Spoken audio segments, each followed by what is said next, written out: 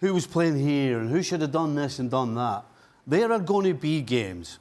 And it's unusual when these sort of things don't happen every now and again. And so when you've got Ancelotti, he will calm his boys down and say, look, we got a point, it's not what we wanted. It's a little kick up the backside to remind you that at the end of the day, the first thing you've got to do is work harder than the opposition.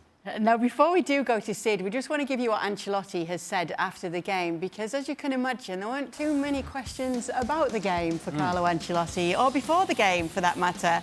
On the Mbappe headlines being a possible distraction, Carlo Ancelotti had to say, when haven't we been focused? I think we've always been focused, and today too, when things didn't go so well. Criticising this team this season is difficult. So, Sid, let's get to these questions about Mbappe, which seem to be dominating the Madrid press conferences right now. Is there any cause for concern that they could cause a distraction to the players? Well, I mean, there's the contradiction, isn't there? Or maybe it's the hypocrisy of the fact that we have rooms full of journalists, rather, and the journalists ask, is this going to distract you? And of course, it must be tempting for Ancelotti to say, well, no, but you are, if you keep asking me about this. This is where it comes from. And of course, Ancelotti, I think, is very good at saying that, no, what matters is the next game. Of course, the players are talking about it. The players themselves have admitted that. They're bound to talk about this. There's bound to be a degree of excitement. But I don't think it necessarily has a real impact on the way that they prepare or play games. Now, it may well have an impact on what they think will happen next year, but right now I don't think it does. And that quote that you read out after the game today, it was quite funny, really, because he was asked this question, and it was actually about the focus next year, and trying to build towards it, and where Mbappe fits, and that this is a really good harmonious group at the moment, and might that change, and could there be a lack of concentration?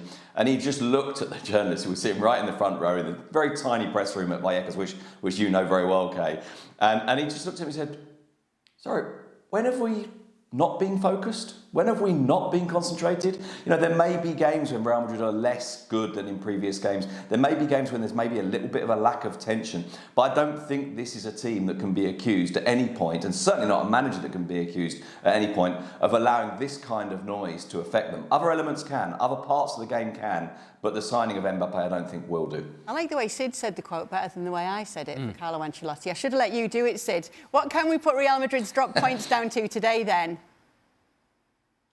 I think there's a couple of things. I think one of them is just that natural sense that you can't produce 38 games of the same level. I think what we've seen with Real Madrid, and I think this is partly explained, by the way, by their extraordinary success in the during a period in which actually the record hasn't been that brilliant.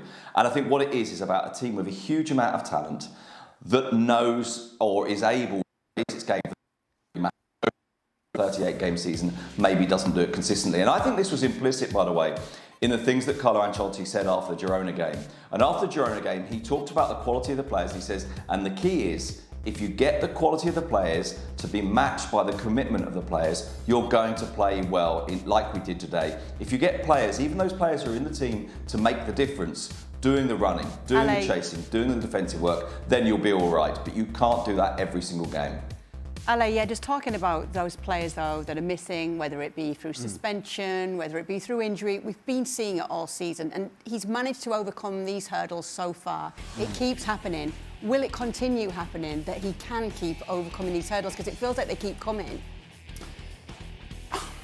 I think Real Madrid are built to withstand these major hits and these major absences. Now, in terms of absences, when we hear managers around the world, and Thomas Tuchel has been one of those managers that has been complaining about who's missing, who's not here, who we need, Carlo Ancelotti will sort of go, excuse me, Thomas, yeah, I have my starting goalkeeper out, starting center backs out, yeah, right now Bellingham is out, Vini has missed time as well, and we managed to put together results and managed to put together performances that are good enough to win games. Not necessarily good enough to entertain the whole wide world, but good enough to win games. And in the end, I think that's what truly matters here, is that they find ways to win 3 points at a time. This feels like a discussion that I have with my father every time I'm driving home after there has been a Real Madrid game. And we cover the Real Madrid game, and he's a Real Madrid fan. And he tells me, well, I'm not convinced. I'm not convinced.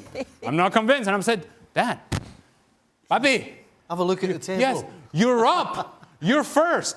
If you have issues with your team, talk to Barcelona, how well they're defending, right? And that's sort of the conversations that I imagine a lot of Real Madrid fans are having. It's like, well, we don't know. What don't you know? At this point, if Carlo Ancelotti doesn't have your trust, that he knows exactly what he's doing and how he's going to manage this team and how he's able to get the best of players, even if they're not playing in the positions that they prefer, say, for example, Tchouaméni. If you cannot trust Carlo Ancelotti, who are you going to trust if you're a Real Madrid fan? Look, he is, and I agree wholeheartedly with what Stevie just said there, that he is the manager that will know exactly what to do with this sort of performance, with this sort of result. And more importantly, he will know what rotation of players he needs in order to get results when they need it the most.